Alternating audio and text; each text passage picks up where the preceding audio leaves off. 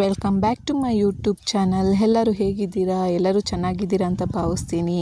Hi guys, ನಾವು ಇವತ್ತು Bannerghatta national ಪಾರ್ಕ್ಗೆ ಬಂದಿದ್ರಿ. ತುಂಬ ಖುಷಿಯಾಯಿತು. ತುಂಬ ವರ್ಷಗಳಾದಮೇಲೆ ಬಂದಿರೋದು. ಸೊ ಸ್ಟಾರ್ಟಿಂಗ್ ಹೋಗಿದ ತಕ್ಷಣವೇ ಝೀಬ್ರಾ, ದೆನ್ ಜಿರಾಫೆ, ಆಮೇಲೆ ಒಂದೆರಡು ಜಿಂಕೆಗಳು ಇದ್ವು. ಚೆನ್ನಾಗಿತ್ತು ನೋಡೋದಕ್ಕೆ. ಆಮೇಲೆ ಒಂದು ಚಿರತೆ ಕೂಡ ಇತ್ತು. ಅದು ಅಷ್ಟೊಂದು ಆ್ಯಕ್ಟಿವ್ ಇರಲಿಲ್ಲ. ಅದೇ ಏನೋ ನೋಡಿದ್ರೆ ಚೆನ್ನಾಗಿತ್ತು. ನೆಕ್ಸ್ಟು ಹಾಗೆ ಬಂದಾಗ ಹುಳಿಗಳು ಇದ್ವು. 3 ಹುಳಿ ಒಂದೇ ಕಡೆ ಬಿಟ್ಟಿದ್ರು. ತುಂಬ ಚೆನ್ನಾಗಿ ಆ್ಯಕ್ಟಿವಾಗಿ ಆಟಾಡ್ತಿತ್ತು ಎರಡು. ನೋಡ್ರಿ, ನೀರಲ್ಲೆಲ್ಲ ಕುತ್ಕೊಂಡು ಅದು ಸ್ನಾನ ಮಾಡ್ತಿತ್ತು ನಾವು ಹೋದಾಗ. ಆಮೇಲೆ ಬಂದು ಆಚೆ ಒಂದು ಸ್ವಲ್ಪ ಹೊತ್ತು ಬಿಸಿಲಲ್ಲಿ ಕುತ್ಕೊಂಡು ಆಮೇಲೆ ಮತ್ತೆ ಇನ್ನೊಂದು ಹುಳಿ ಜೊತೆ ಆಟಾಡೋದು, ಆ ಕಡೆ ಈ ಕಡೆ ಓಡಾಡೋದು, ಕಿತ್ಲಾಡೋದು ಎಲ್ಲ ಮಾಡ್ತಿತ್ತು. ತುಂಬ ಚೆನ್ನಾಗಿತ್ತು. ನೋಡಿರಿ ಎಷ್ಟು ಚೆನ್ನಾಗಿ ಓಡಾಡ್ತಿದೆ ಅದು. ತುಂಬ ಖುಷಿಯಾಯಿತು ಹೋಗಿದ್ದಕ್ಕೆ. ಅಂದರೆ ಸುಮಾರು ದಿನ ಆಯ್ತಲ್ವಾ. ಸೊ ನನಗೂ ಬೋರ್ ಆಗ್ತಿತ್ತು ಮನೇಲಿದ್ದು. ಅದಕ್ಕೆ ನಮ್ಮ ಯಜಮಾನ್ರಿಗೂ ರಜೆ ಇತ್ತು ಅಂದ್ಬಿಟ್ಟು ಕರ್ಕೊಂಡೋಗಿದ್ರು.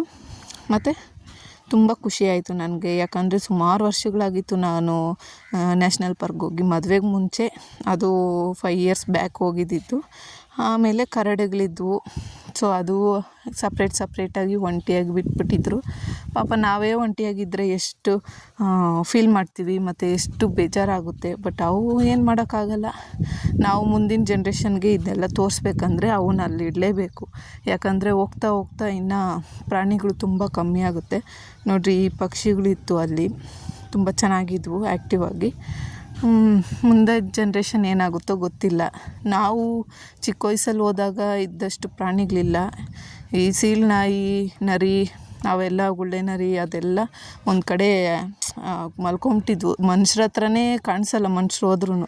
ತುಂಬ ದೂರದಲ್ಲಿ ಅವು ಗೂಡುಗಳಲ್ಲಿ ಮಲ್ಕೊಂಬಿಟ್ಟಿತ್ತು. ಜಿಂಕೆಗಳು ಸುಮಾರು ಟೈಪ್ಸ್ ಇತ್ತು. ಒಂದು 5 to 6 ಟೈಪ್ಸ್ ಇತ್ತು ಅನಿಸುತ್ತೆ. ತುಂಬ ಚೆನ್ನಾಗಿದ್ವು. ಒಂದು ಕಡೆ ಕೊಂಬುಗಳಿರೋವು. ಅಂದರೆ ಒಂದೊಂದು ಜಾತಿನ ಒಂದೊಂದು ಕಡೆ ಹಾಕಿದ್ರು. ಚೆನ್ನಾಗಿದ್ವು, ಆ್ಯಕ್ಟಿವ್ ಆಗಿದ್ವು. ಜಿಂಕೆಗಳು ಜಾಸ್ತಿ ಇದ್ವು, ಪರವಾಗಿಲ್ಲ. ಆದರೆ ನಾವು ಚಿಕ್ಕ ವಯಸ್ಸಲ್ಲಿ ಬಂದಾಗ ಇನ್ನೂ ಜಾಸ್ತಿ ಇದ್ವು ಆ್ಯಕ್ಚುಲಿ. ತುಂಬ ಖುಷಿಯಾಯಿತು. ಆಮೇಲೆ ಆನೆಗಳು ನಾವು ಚಿಕ್ಕ ವಯಸ್ಸಲ್ಲಿ ಹೋದಾಗ ತುಂಬ ದೊಡ್ಡದಿತ್ತು. ಮತ್ತು ಪಬ್ಲಿಕಲ್ಲೇ ಇರ್ತಾಯಿದ್ವು. ಅವು ಹತ್ರ ಹೋಗಿ ಆಶೀರ್ವಾದ ಮಾಡಿಸ್ಕೊಳೋದು ಆ ಥರ ಎಲ್ಲ ಮಾಡ್ತಿದ್ರು. ಇವಾಗ ಒಂದು ಚಿಕ್ಕದು ಒಂದು 4 ಇದ್ವು ಅಷ್ಟೇ. ನನ್ನ ಮಗನಿಗಂತೂ ಫುಲ್ಲು ಖುಷಿಯಾಗಿಬಿಟ್ಟಿತ್ತು. ಯಾಕಂದರೆ ಈ ಥರ ನಾವು ಝೂಗೆಲ್ಲ ಅವ್ನು ಹುಟ್ಟಿದಾಗಿಂದ ಹೋಗೇ ಇರಲಿಲ್ಲ. ಸ್ವಲ್ಪ ಅದು ಇದು ಬ್ಯುಸಿ ಅಂದ್ಕೊಂಡು ಮನೇಲೇ ಅದು ಫಂಕ್ಷನ್ನು, ಇದು ಫಂಕ್ಷನ್ನು, ಆ ಕಾರ್ಯಕ್ರಮ, ಈ ಕಾರ್ಯಕ್ರಮ ಅಂದ್ಕೊಂಡಿದ್ರಿ.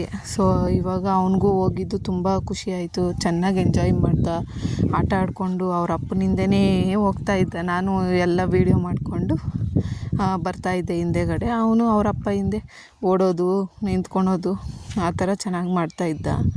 ಇದು ಇಲ್ಲಿ ಬಂದು ಇಂಡಿಯನ್ ಲಿಯೋಪಾರ್ಡ್ ಇದು. ಚೀತಾ, ಅದು ಒಂದು ಕೈಂಡ್ ಆಫ್ ಚೀತಾ ಅಲ್ವಾ. ಸೊ ಅವು ಚೆನ್ನಾಗಿದ್ವು. ಆಮೇಲೆ ಸಿಂಹ ಮಾತ್ರ ಸೂಪರಾಗಿ ಆ್ಯಕ್ಟಿವ್ ಆಗಿದ್ವು. ಏನು ಓಡಾಡೋದು, ಆ ಕಡೆ ಈ ಕಡೆ ಬರೋದು, ಹತ್ತೋದು, ಇಳಿಯೋದು. ಸೌಂಡು ಕೇಳಿಸ್ಕೊಂಡ್ರೆ ನೆಕ್ಸ್ಟ್ ಕ್ಲಿಪ್ಪಿಂಗಲ್ಲಿ ಬರುತ್ತೆ. ಅದ್ರ ಸೌಂಡು ಎಷ್ಟು ಎಕೋ ಹೊಡಿತಿತ್ತು. ನಾವು ಎಷ್ಟು ದೂರ ಇದ್ರೂ ಎಕೋ ಒಳ್ಳೆ ಸ್ಪೀಕರ್ ಬಾಕ್ಸ್ ಇಟ್ಟಂಗೆ ಇರ್ತಿತ್ತು. ಚೆನ್ನಾಗಿ ಆ್ಯಕ್ಟಿವ್ ಆಗಿದ್ವು ಸಿಂಹಗಳು. ಅಲ್ಲಿ ಮಾತ್ರ ಜನ ತುಂಬೋಗಿದ್ರು. ವೀಡಿಯೋ ಮಾಡೋಕ್ಕೆ ಆಗ್ತಿರ್ಲಿಲ್ಲ. ಫುಲ್ಲು ಜನ.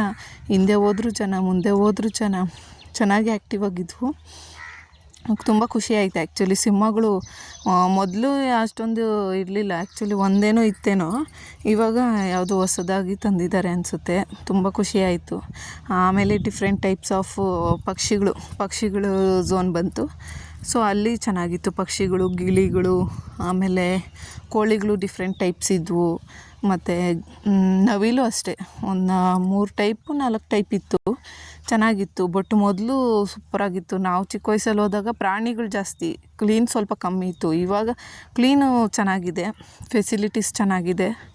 ಮತ್ತು ಬಸ್ದು ಎಲ್ಲ ಫೆಸಿಲಿಟಿಗಳು ಚೆನ್ನಾಗಿದೆ. ಬಟ್ ಪ್ರಾಣಿಗಳು ಕಮ್ಮಿಯಾಗಿದೆ. ಏನು ಮಾಡೋಕ್ಕಾಗುತ್ತೆ? ಅವರು ಎಷ್ಟಂತ ಥರ ಎಕ್ಸ್ಪೋರ್ಟ್ ಮಾಡೋಕ್ಕಾಗುತ್ತೆ ಹೇಳ್ರಿ. ಎಲ್ಲ ಕಾಡಲ್ಲಿರ್ತವೆ. ಕಾಡಲ್ಲಿ ಎಷ್ಟೋ ನಾಶ ಆಗಿದ್ದಾವೆ. ನಾವು ಝೂಗೆ ಹೋದ್ರೇ ಇನ್ನೆಲ್ಲ ಈ ಥರ ಪ್ರಾಣಿಗಳು ನೋಡೋಕ್ಕಾಗೋದು. ನವಿಲುಗಳು ನಮ್ಮ ಮನೆ ಹತ್ರ ಬರ್ತಾ ಇರ್ತವೆ. ಯಾಕಂದರೆ ನಮ್ಮದು ಸ್ವಲ್ಪ ಕಾಡು ಹತ್ರನೇ ಇರೋದು ನಮ್ಮ ಮನೆ. ಸೊ ನವಿಲುಗಳೆಲ್ಲ ಇಲ್ಲಿ ನೋಡ್ತಾ ಇರ್ತೀವಿ. ಡೈಲಿ ಬೆಳಗ್ಗೆ ಒಂದು 5 ಗಂಟೆಗೆ ಎದ್ಬಿಟ್ರಿ ಅಂದರೆ ನವಿಲಿರುತ್ತೆ. ಮತ್ತು ಮಳೆ ಬಂದಾಗೆಲ್ಲ ನವಿಲು ಕಾಣಿಸ್ತಾ ಇರುತ್ತೆ. ವೈಟ್ ನವಿಲು ನಾನು ನಮ್ಮ ಮನೆ ಹತ್ರ ನೋಡಿಲ್ಲ. ಬಟ್ ಇದು ಡಿಫ್ರೆಂಟ್ ಕಲರ್ಸ್ ಇರುತ್ತಲ್ವ, ಅದು ನೋಡಿದ್ದೀನಿ. ತುಂಬ ಚೆನ್ನಾಗಿರುತ್ತೆ ಮಳೆ ಟೈಮಲ್ಲೆಲ್ಲ. ನಮ್ಮ ಮನೆ ಹತ್ರ ನವಿಲುಗಳು ಮತ್ತು ಮೊಲ, ಮುಂಗ್ಸಿ ಇದೆಲ್ಲ ಬರ್ತಾ ಇರುತ್ತೆ. ಬಟ್ ಆನೆಗಳು ಬರುತ್ತೆ ಒಂದೊಂದು ಟೈಮು, ಈ ಡಿಸೆಂಬರ್ ಟೈಮಲ್ಲೆಲ್ಲ. ಆವಾಗೆಲ್ಲ ಇದು ಏನದು ರಾಗಿ ಎಲ್ಲ ಹಾಕಿರ್ತಾರಲ್ವ, ರಾಗಿ ಜೋಳ, ಸೊ ಅದನ್ನು ತಿನ್ನೋಕ್ಕೆ ಬರ್ತವೆ. ನಾನು ಒಂದು ಟೈಮ್ ಏನೋ ನೋಡಿದ್ದೀನಿ ಅಷ್ಟೇ ನಮ್ಮ ಮನೆ ಹತ್ರ ಆನೆಗಳು ಬಂದಿರೋದು. ಬಟ್ ಚೆನ್ನಾಗಿದೆ. ನಮ್ಮ ಮನೆ ಹತ್ರನೂ ಸ್ವಲ್ಪ ಹಂಗೆ ಹಿಂಗೆ ಪ್ರಾಣಿಗಳ್ನ ನೋಡ್ತಾ ಇರ್ತೀವಿ. ಆಮೇಲೆ ತುಂಬ ಖುಷಿಯಾಯಿತು. ಆಮೇಲೆ ಏನು ನಡ್ಕೊಂಡು ಹೋಗ್ತಾ ಇದ್ದೆ, ಎಲ್ಲ ಚೆನ್ನಾಗಿದ್ದು. ಅಂದರೆ ಕೆಲವೊಂದು ಕ್ಲಿಪ್ಪಿಂಗ್ಸ್ ಮಿಸ್ ಆಗಿಬಿಟ್ಟಿದ್ದಾವೆ. ನಾನು ಹಾವುಗಳು ಮತ್ತು ಆಮೆಗಳೆಲ್ಲ ಹಿಡ್ದಿದ್ದೆ, ಅವೆಲ್ಲ ಮಿಸ್ ಆಗಿಬಿಟ್ಟಿದ್ದೆ ಕ್ಲಿಪ್ಪಿಂಗ್ಸು. ಯಾಕಂದರೆ ಅಲ್ಲಿ ಜನ ಇದ್ದರು, ಪಾಪು ಬೇರೆ ಆವಾಗವಾಗ ಅಳ್ತಿದ್ದ, ಗೊತ್ತಲ್ವ ಮಕ್ಕಳಿರೋರು ಹೆಂಗೆ ಅಂದ್ಬಿಟ್ಟು. ಸೊ ಅದಕ್ಕೆ ಸ್ವಲ್ಪ ಕ್ಲಿಪ್ಪಿಂಗ್ಸು ಹಾವುದು ಎಲ್ಲ ಹಿಡ್ದಿದ್ದೆ. ಬಟ್ ಅದು ಹೆಂಗೆ ಮಿಸ್ ಆಯಿತು ಅಂತ ಗೊತ್ತಿಲ್ಲ. ಸೊ ಅದಕ್ಕೆ ಆ ಕ್ಲಿಪ್ಪಿಂಗ್ಸ್ ಹಾಕಿಲ್ಲ. ಪಕ್ಷಿಗಳ್ದು ಮಾತ್ರ ಸುಮಾರಾಗಿ ಹಾಕಿದ್ದೀನಿ. ಈ ಕೋಳಿಗಳದ್ದು ಎಲ್ಲ ನೋಡ್ರಿ. ಇವಾಗ ಸಿಂಹ ಹೆಂಗೆ ಕೂಗ್ಲಾಡುತ್ತೆ ಅಂತ. ನೆಕ್ಸ್ಟು ನಾವು ಉಷ್ಟ್ರ ಪಕ್ಷಿ ನೋಡೋಕೆ ಹೋಗ್ತೀವಿ. ಸೊ ಅಲ್ಲಿ ಹೋದಾಗ ಏನು ಸೌಂಡ್ ಹೊಡಿತಾ ಇರುತ್ತೆ.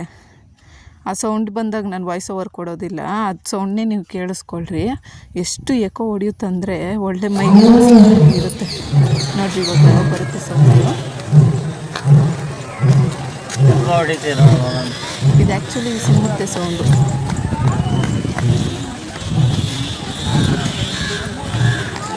ಜನ ಫುಲ್ಲು ತುಂಬಿಟ್ಟಿದ್ದಾರೆ.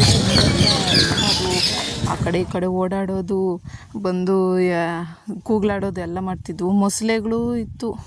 ಸುಮಾರು ಕ್ಲಿಪ್ಪಿಂಗ್ಸ್ ಮಿಸ್ ಆಗಿಬಿಟ್ಟಿದೆ. ಡಿಫ್ರೆಂಟ್ ಕೈಂಡ್ ಆಫ್ ಮೊಸಳೆ. ಅಂದರೆ ಮೊದಲು ಜಾಸ್ತಿ ಇತ್ತು. ಮೊದಲು ನಾವು ಚಿಕ್ಕ ವಯಸ್ಸಲ್ಲಿ ಹೋದಾಗೆಲ್ಲ ಸುಮಾರು ಮೊಸಳೆಗಳು ಜಾತಿ ಇರ್ತಾಯಿತ್ತು. ಒಂದು 5-6 ಇತ್ತು. ಇವಾಗ ಒಂದು 3-4 ಇದೆ ಅಷ್ಟೇ, ಜಾಸ್ತಿ ಇಲ್ಲ. ಗಿಳಿಗಳೆಲ್ಲ ಚೆನ್ನಾಗಿದ್ವು. ಆದರೆ ಒಂದೊಂದು ಮಾತ್ರ ಪಾಪ ಒಂಟಿಯಾಗಿ ಬಿಟ್ಬಿಟ್ಟಿದ್ರು. ಆಮೇಲೆ ಕೋತಿಗಳು ಸೆಷನ್ ಬಂತು. ಕೋತಿಗಳಲ್ಲೂ ಅಷ್ಟೇ ಒಂದು 3 to 5 ಟೈಪ್ಸ್ ಅಷ್ಟೇ ಇದ್ದಿದ್ದು, ಜಾಸ್ತಿ ಇರಲಿಲ್ಲ. ಇನ್ನೇನು ಅವು ಇಲ್ಲಿ ಓಡಾಡ್ತಾ ಇರ್ತಾವಲ್ಲ. ಸೊ ಆ ಥರ ಚೆನ್ನಾಗಿತ್ತು. ಇವತ್ತು ತುಂಬ ಖುಷಿ ಆಯಿತು ಆ್ಯಕ್ಚುಲಿ ನನಗೆ. ಸೊ ಅದಕ್ಕೆ ಹಾಗೆ ವೀಡಿಯೋ ಮಾಡೋಣ ಅಂದ್ಬಿಟ್ಟು ನಿಮಗೂ ತೋರಿಸೋಣ ನ್ಯಾಷನಲ್ ಪಾರ್ಕ್ ಹೇಗಿದೆ. ಕೆಲವರು ಪಾಪ ಟೈಮ್ ಸಿಗೋದಿಲ್ಲ ಹೋಗೋದಕ್ಕೆ, ಅದು ಇದು ಕಮಿಟ್ಮೆಂಟ್ಗಳು ಜಾಸ್ತಿ. ಸೊ ಅವರಾದರೂ ನೋಡಲಿ.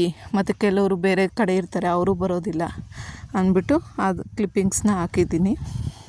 ಮತ್ತು ಡಿಫ್ರೆಂಟ್ ಕೈಂಡ್ ಆಫ್ ಇದು ಬಾತುಕೋಳಿ ಆ ಥರ ಇದ್ವು. ಅದೇ ಸ್ವಲ್ಪ ಕ್ಲಿಪ್ಪಿಂಗ್ಸ್ ಎಲ್ಲ ಮಿಸ್ ಆಗಿಬಿಟ್ಟಿದೆ. ಇವಾಗ ನಿಮಗೆ ಇಷ್ಟ ಆಗಿದ್ರೆ ಲೈಕ್, ಸಬ್ಸ್ಕ್ರೈಬ್ ಮಾಡ್ಕೊಳ್ಳಿ. Thank you guys.